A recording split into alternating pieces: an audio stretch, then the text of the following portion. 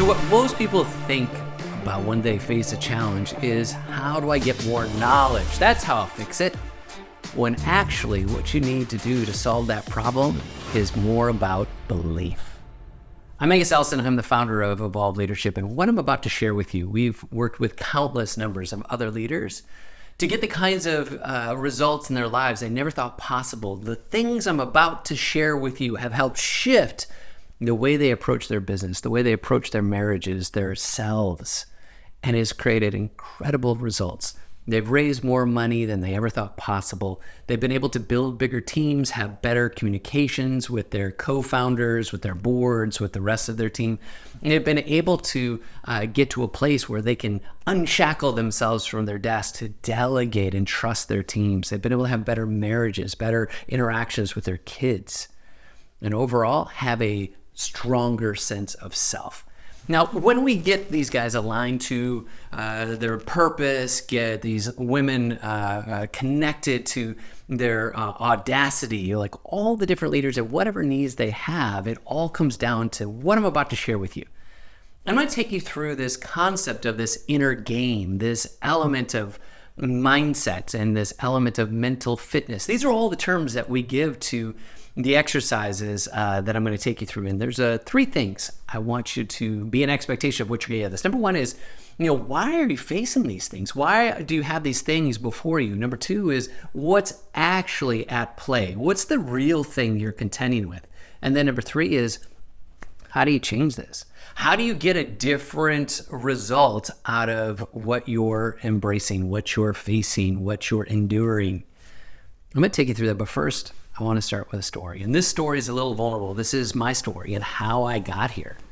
And for me, my first business, I was about 28, 29 years old. Me and my brother, we started this nonprofit organization. It was fronted as a nonprofit youth center, an arts-driven, creative center that had a coffee shop, and we did computer gaming and concerts and all these incredible things for young people throughout the city that we're in. And we had put on a music festival, and it was kind of a big deal. Our headliner was a band called Train, and on the day that everything was supposed to happen, we needed 4,000 people to show up, and only 1,400 people showed up. That's 1,400 people showed up. And we lost $72,000 in that one day. And my wife and I chose to move into my parents' basement so we could pay off that debt. And for us, that was a lot of money in that time. And so during that season, I didn't know how to delegate. I didn't know how to go to my board and ask for help. I didn't know how to actually run my team. I was just, I was a kid. I was dumb. I didn't have any mentorship. But what I did have was a work ethic. And so I leaned into that, and not in a healthy state. I was doing 60, 70, 80, 90-hour work weeks because I believed on some level, like I could turn this ship around and I could prove to my wife that I wasn't crazy, prove to the board that I could pull this off, prove to the community, all these different things. I went internal and went into this place where so many of us find ourselves, is we will just gut it out. We will strive and we will put all this energy and effort into changing the circumstance before us. Now, I don't know if that resonates with you. Perhaps you haven't run a nonprofit. Perhaps you haven't done a music festival, but perhaps you do recognize that kind of mindset when you just depend on yourself, when you go internal, when you start to exert so much energy and striving to try and force something into creation. And this is oftentimes the hustle culture we find ourselves in. That's what I want to speak to you about today, is I thought if I could just understand the problem better, if I could just think through a better solution, if I could, just do better PR, if I could just do ask better questions of people around me, if I could just get a pitch deck to get things to happen, then I would be able to turn this thing around. But what happened was I actually got so bound in all the pressure that I started to get destructive, self-destructive. And that looked like porn, alcohol, and eventually I was sleeping around. And in short order, I blew up the business. I blew up my sense of self. I blew up my marriage. I blew up everything around me. And so many relationships went through destruction, and my self-worth was trashed. I was divorced in December 23rd, 2003, and 2 days later was December 25th. On Christmas Day, I was all alone, sobbing underneath my Christmas tree, contemplating how I was going to take my life. I heard a voice, and it said, "We're not done here yet." And I decided to stick around and see what that meant. What was that all about? And I got into counseling and started learning about psychology and behavioral sciences and all these different elements of emotional intelligence. And I'm like, where's all this stuff been all my life? And again, perhaps you haven't gone to those lengths, but I would tell you, if you stay on the trajectory, that's where you can end up. And I want to save you from all of that. So what I want to address to you is, what if I could have believed differently about myself? What if in that moment I believed that I had the power to ask for help without feeling like that was some sign of weakness? What if I believed that I could get the support I needed without it bruising my ego or in any way challenging my authority? What if I believed in that moment that I deserved success, that I deserved to be able to do something different? Maybe even perhaps walk away from that business and not hang my identity so strongly to that effort. Maybe I could have done different things and experienced it in a different way. In your life, in your leadership, are there things that you are finding yourself doing out of striving and effort, out of gutting it out, out of exertion and all these different things that aren't serving you? This is some of the real issues. And this is the first part I want to talk about, is like, why are you facing some of the things you're facing? Well, oftentimes when we are experiencing things in our business or our leadership, they're a reflection of the energy that we're giving off, the knowledge that we have, the way that we filter the world. Our experiences oftentimes reflect us. And as leaders, they've said, you've maybe heard this, that all problems are leadership problems. Because as we lead, like, we will attract, people that come to work with us that will be a certain kind of caliber, a certain kind of individual, a certain kind of way of thinking, because oftentimes we'll try and surround ourselves with people who are like us. But if you're in a place where you're not necessarily thinking on the most highest optimal ways, then you may not be surrounding yourself with the best people, the best team, the best circumstances.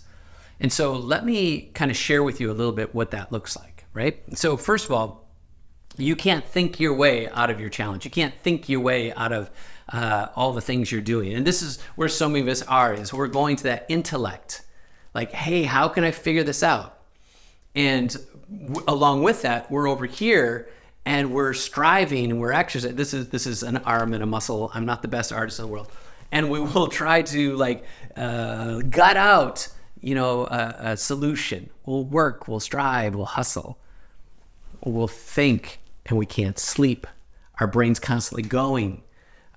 We can't focus. We can't make decisions. So if you focus with decision making, if you struggle with decision making, if you struggle with imposter syndrome, if you struggle with not feeling enough, if you struggle with any of these elements, like, these are the components that are playing into that.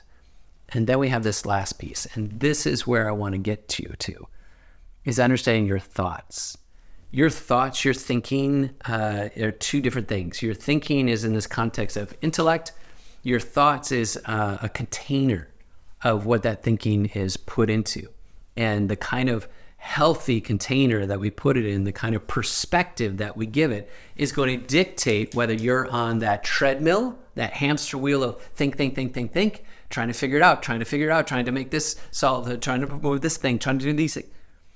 All of that's exhausting, versus going to this different state. And now that's where I want to take you into my journey of where I went from all that exertion into a place of peace, a place of understanding, a place of congruence and alignment. That happened because I changed the way I believed about me.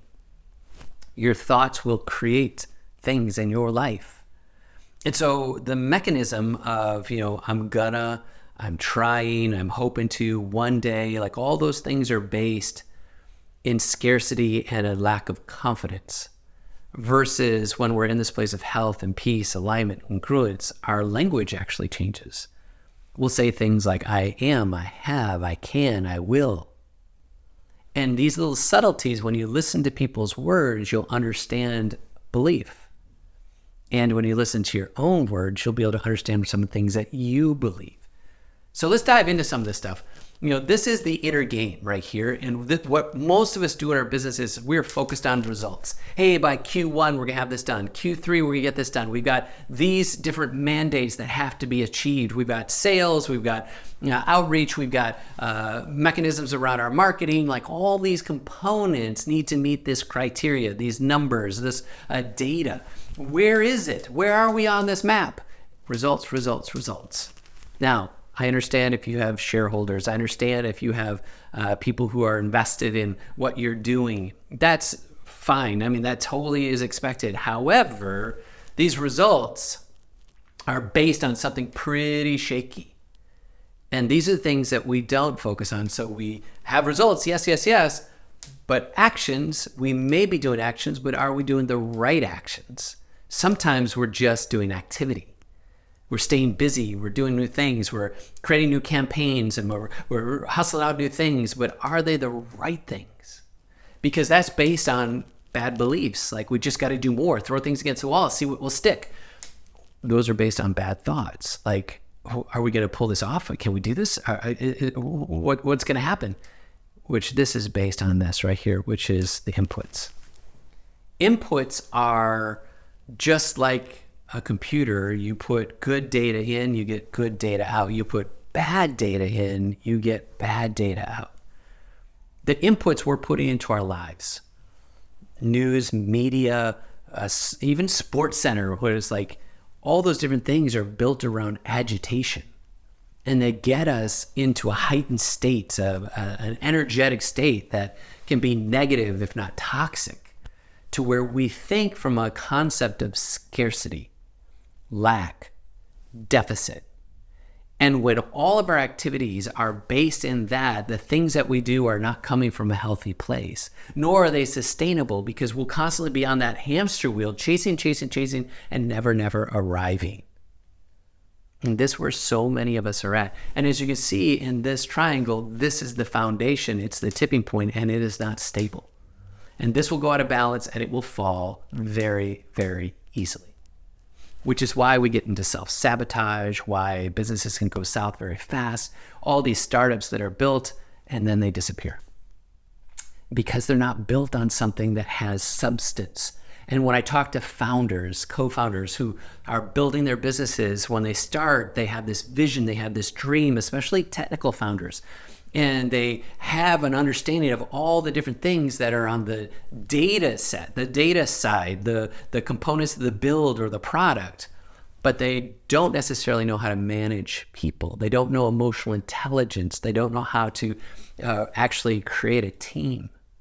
They're so focused on this part, but they can't see that part. And because of the scarcity inputs, they start to try harder and they can become demanding and authoritative, and they go to this place where now they're like barking commands and losing their temper and constantly staying in an energetic state of anger.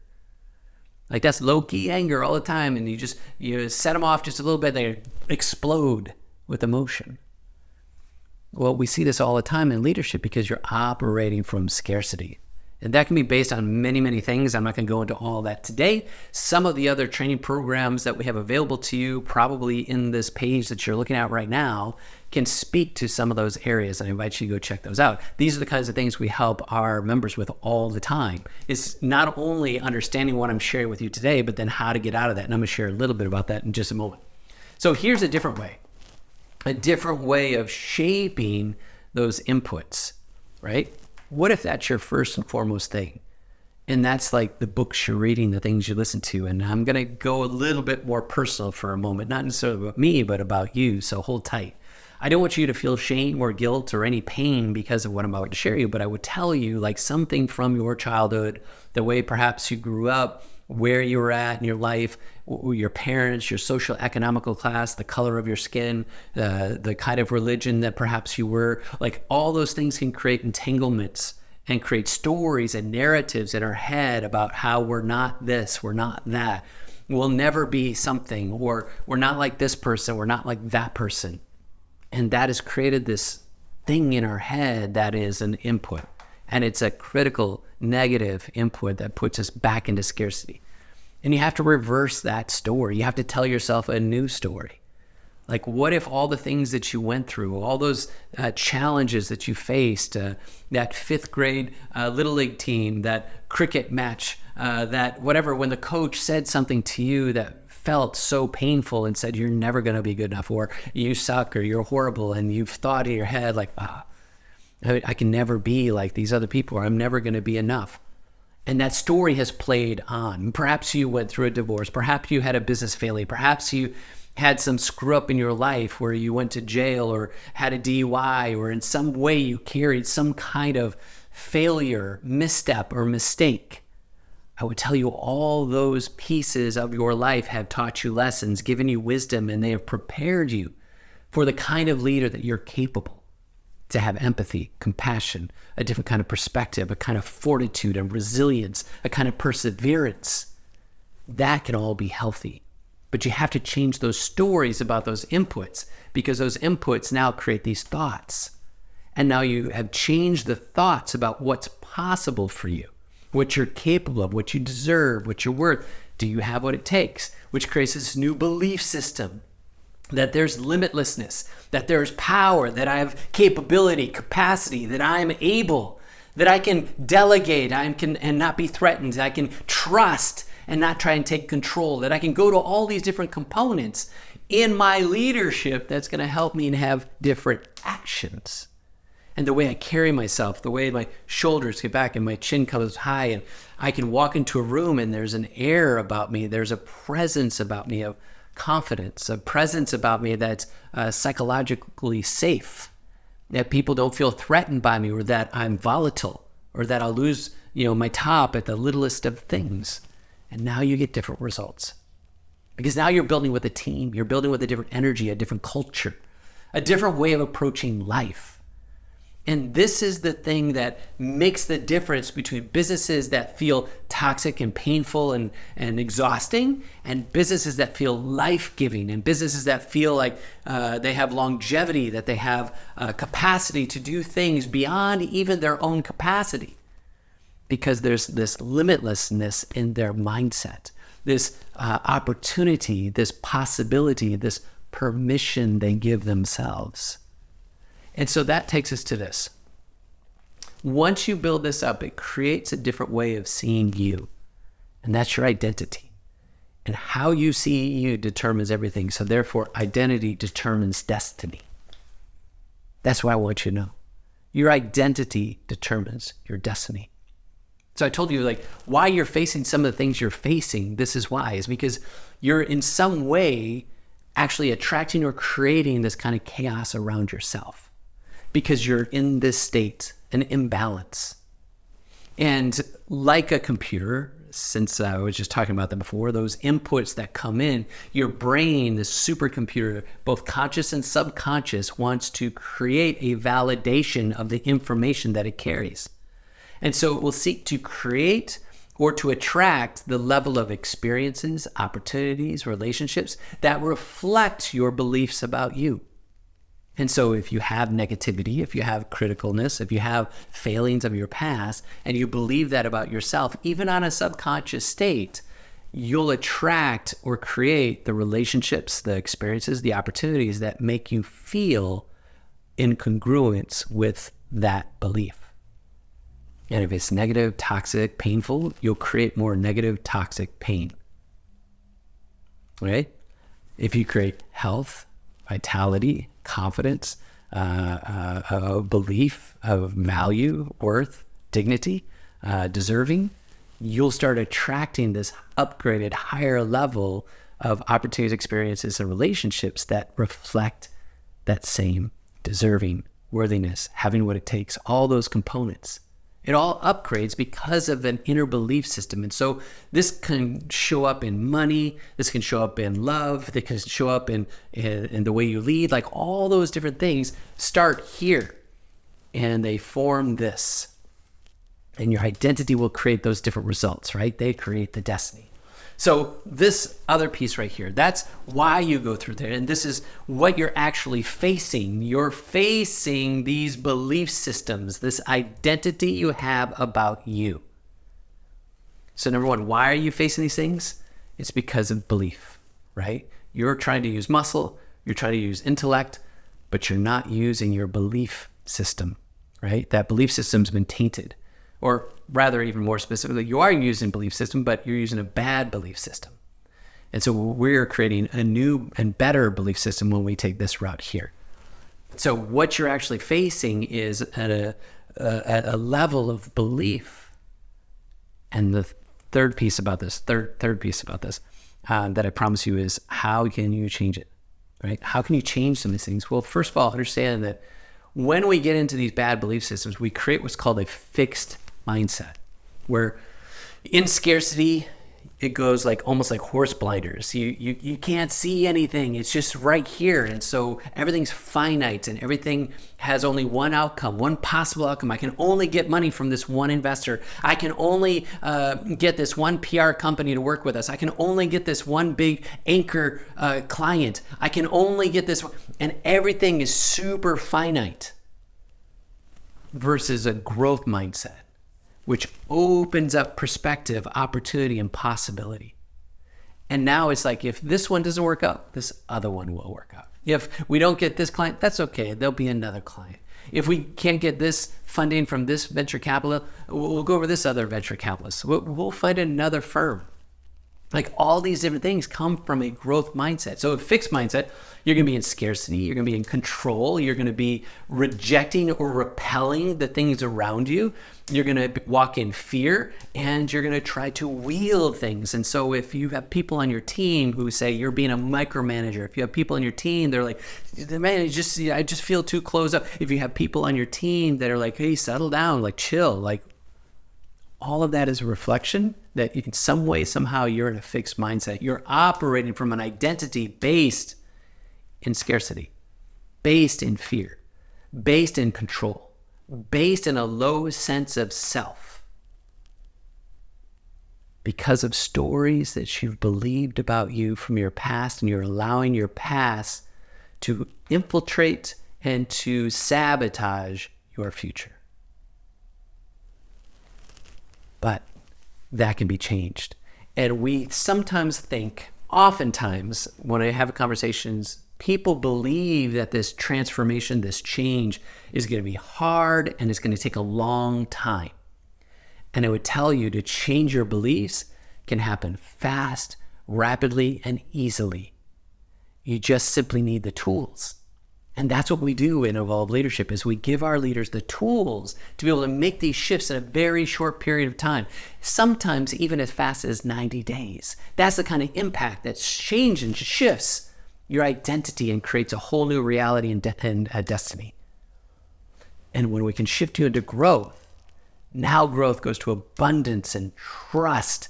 And you can ability to receive and ask for bigger numbers, to expect better clients, to hire A players.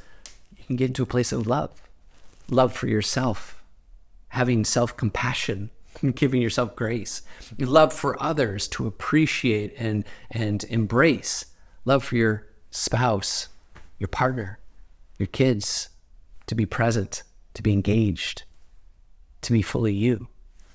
And this last one is, you learn to yield to the world, yield to the universe, because the universe has things it's prepared you for. All this stuff that you've gone through, all the things that you've endured were preparation. And life has prepared you for what life has prepared for you. And therefore, everything you've gone through, it's almost like that was your tuition. You have paid the tuition for the graduation that is yours. This dream, this vision that you have inside you is there for a reason. It's there for a purpose. And if you stay in this state, you will rob yourself, and you will rob us, you will rob the world of your purpose, because you're staying in this destructive state. It's why you're facing all this frustration, why you're enduring all this pain, and you don't have to. We can slide you over into this. Be in this place of where you have this power, this new perspective, and you give yourself permission to step into this higher level state, this higher level being, this higher energy, this higher way of leading. That's the authority. That's the status that you want to be at. Not from a place of authoritarianism, but from a place that's generous, abundant, overflowing, source, supply. That's the leader that wins the hearts of people, that helps the world want to buy their products or services. And in this day and age, how much more do we need authentic leadership to lead our companies where we want to go? Well, I hope this has been invigorating to you, enlightening to you, and taught you about those three pieces. Why you're facing some of the things you're facing, what exactly is actually at the core of the issues, and what you can do about it is to consider this. What will you do to change your identity so that you can have a different destiny? If that's you, and you want to take action on that, feel free to click on the link below, and you can set up a call to talk with one of my team members, and we can talk about how we can serve you with one of our programs to get you engaged, to take you on this journey to rapidly and easily transform how you see you, how you see your company, how you see your future and your relationships, how you can play a bigger game. And it starts from the inside. If you're not ready for that and you want to learn more before you take action, or you want to understand a little bit more about what we're all about, again, I challenge you. You don't need thinking, you don't need more logic, you need more belief. So what I want to invite you to is to watch some more of the videos that are right here on this page so that you can continue to see what's possible for you, so that you can strengthen your level of personal belief. I will tell you this, most of the times that people come to us, it's not that they doubt our program. They don't doubt Angus. They don't doubt my coaches. They don't doubt that we've done what we've done and the testimonies that we carry. Oftentimes, the things that they doubt are themselves. Can I do this? Can I really change? Can I be the person I see myself to be? And I would tell you absolutely, emphatically, yes, you can. And we can show you how. And if you will trust the process, if you will just give yourself permission to try to believe in yourself in a way that's going to give you empowerment, that's going to give you this sense of self that makes you expansive in nature. That, like I said about my story, when I asked for some help, when I asked for some guidance, when I asked for some mentorship, my life changed. And if that's what you need, this is your season. You're here right now for a purpose. You're watching this video, and I wholeheartedly believe it, that if that's you, watch some more of these videos, increase your level of belief in yourself, and give yourself the opportunity to be the leader that you know yourself capable and the world deserves to have. Thanks so much for watching. I look forward to talking to you real soon.